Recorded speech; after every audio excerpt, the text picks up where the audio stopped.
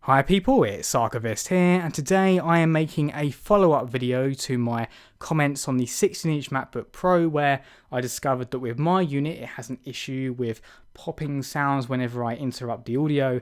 And when I went to return the unit, before I actually gave it back in, I went around the demo units in the store and actually noticed they all had this issue, and decided not to return it because I realized that would be futile given that it was clearly a widespread issue. And for a while, there's been a little bit of controversy around this because a lot of people talk about this being a problem for them. On my video, there were tons of people who commented saying that they have this issue as well. And they used the workaround I suggested with QuickTime and noticed it went away. So the implication there, as far as I can see, is that it's a widespread software issue.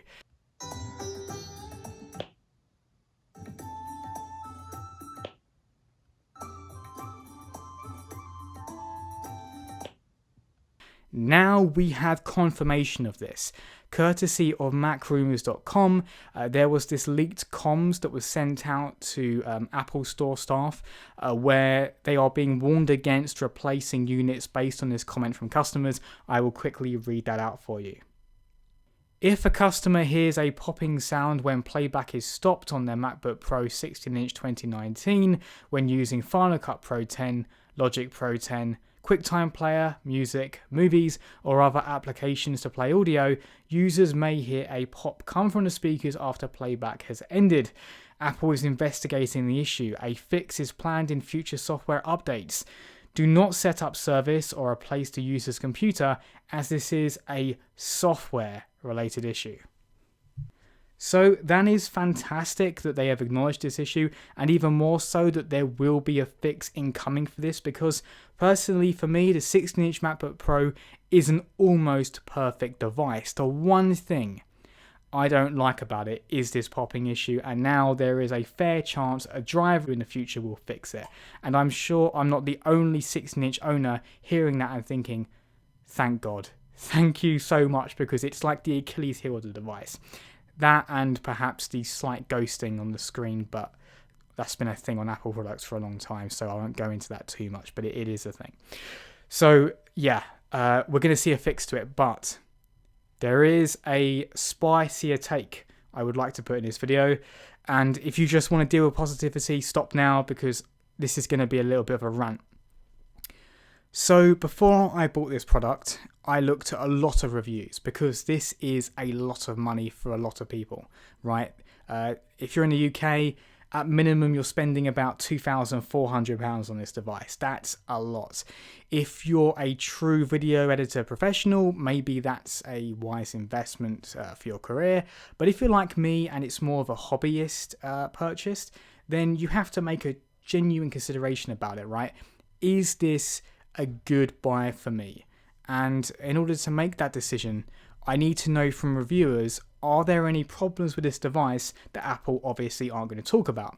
So I looked at a lot of reviews, and a lot of them talked about how the speakers were much better, the screen was a bit larger, the processor was very fast because you can go up to an i9 model, and the thermals were much improved over the previous 15-inch device.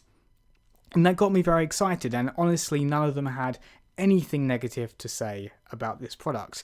And so I decided, hey, this seems like the time to upgrade my MacBook Pro from my previous 15-inch to this, because this sounds like an amazing product that is almost like a love letter to those of us that have wanted some improvements from the MacBook Pro line in recent years. So I eagerly went to the Blue Water Apple store. I think the very first day it was available in retail, and I bought one. I was super excited. I got it home, opened it up, thought it was fantastic looking, a little bit thicker, but if that's what it needs for the power, great. But then after barely any usage of the device, I started noticing the popping sound. And then I went into Final Cut Pro to see, wait a second, is this going to be a problem when I try to edit videos? And it absolutely was, and that's when I got very frustrated. And not only was I annoyed at the fact that there was some popping noises in the device, but I think what really got me was the fact that not a single reviewer mentioned this. And I was frustrated because I was thinking, is it just me? Is this just my device? Is this a quality control issue where I have got a bad product? Which, by the way, isn't acceptable anyway, because this is a lot of money. And I started to scour the web, right? Is anyone else having this? And at first it was very difficult because it was a new device. Not really many people even owned it. But gradually I managed to find more and more people that I could get to test this. And they said, yes, I'm getting exactly the same issue as you. In fact, I couldn't find anyone that said they did the test I recommended and didn't get the problem. So my verdict was that this was a completely 100% widespread issue with the 16-inch MacBook Pro. And now, with this leak from MacRumors.com, I am confident in saying that this is definitively a software issue with the 16-inch MacBook Pro. So why did not a single reviewer talk about this? Not a single one.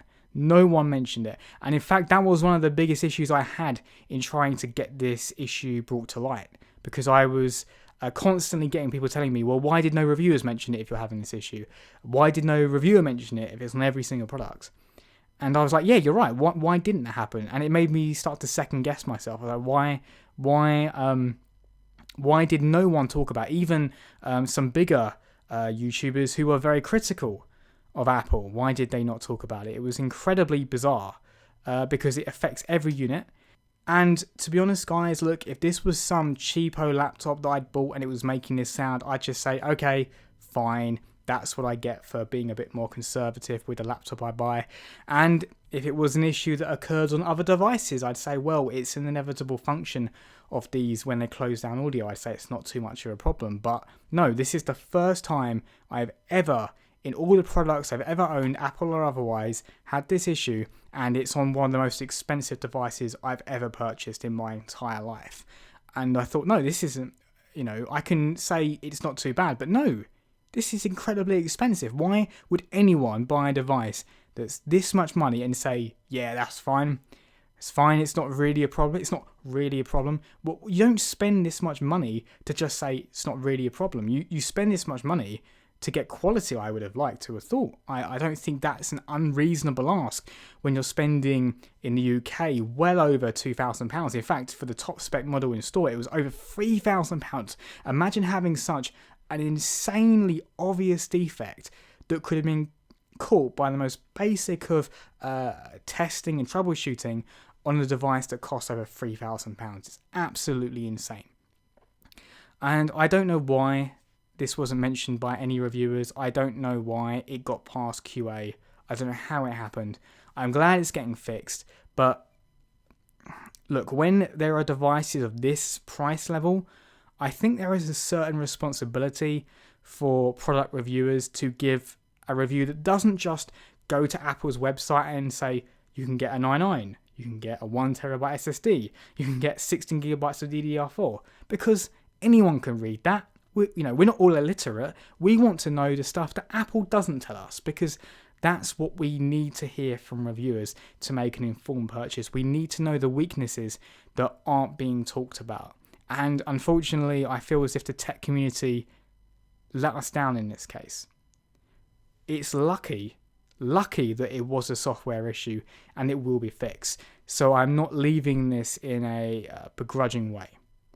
But if this had have been a hardware issue, I am quite shocked that no reviewers talked about it, even though it is provenly on most, if not all, units of 16-inch MacBook Pro. So I want to leave it on a positive note rather than a super negative note. This device is super awesome, and if you're thinking of getting one, I would just do it. I would recommend it highly. This is more a comment on the fact that, well, A, we're getting a fix, which is amazing, but B, why was this not mentioned? I suppose the only answer I can think of is some people wouldn't consider it a big deal. And I just say to that, well, look, this is too much money for this to not be a big deal. Even if reviewers called out and said it was not too much of a problem, they should have called it out. As always, people, thanks very much for watching and see you next time.